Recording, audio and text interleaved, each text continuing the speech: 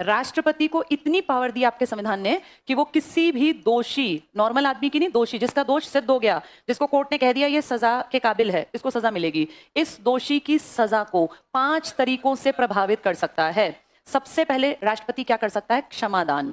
क्षमादान होता है बेटा, पूरी तरह मैंने माफ कर दिया, किसी ने मर्डर किया है, उसको सजाए मौत है, फांसी है, लेकिन राष्ट्रपति के पास पावर है पार्डन, यानी क्षमा की, छोड़ दो इसको, उसको छोड़ दिया जाएगा।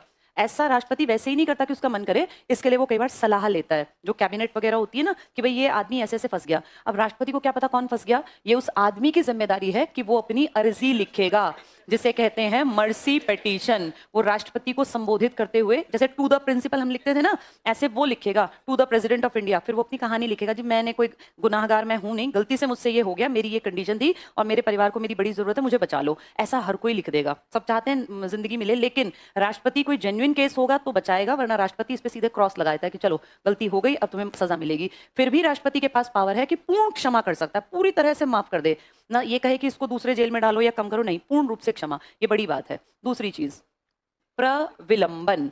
इसमें क्या करता है? विलंब का मतलब क्या होता है बेटा? थोड़ा ब्रेक।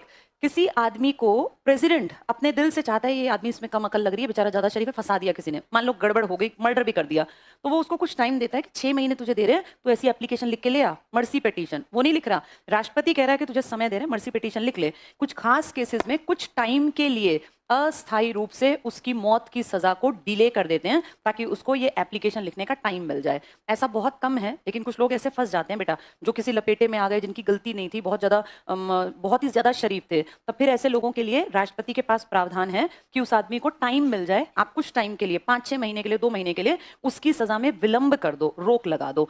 हाँ बेटा, बेटा कोई ना कोई एनजीओ, बहुत बार तुमने देखा नहीं सोशल मीडिया कैसे एक्टिव होता है कि इसकी तो गलती नहीं है, सरकार ने फंसा दिया, ऐसे देखे नहीं केसेस? ऐसे टाइम पर हो सकता है, पावर है, यूज ना करे उसकी मर्जी है। यहाँ बेटा उस आदमी को समय दिया जा रहा है कि क्या लिख के ले आ, वहां वो पहले ही लिख के लाया कि जो मुझे माफ कर दो, उसमें भी राष्ट्रपति की मर्जी है, चाहे वो क्रिमिनल हो। राष्ट्रपति को कहा गया क्रिमिनल को भी आप माफ कर सकते हो।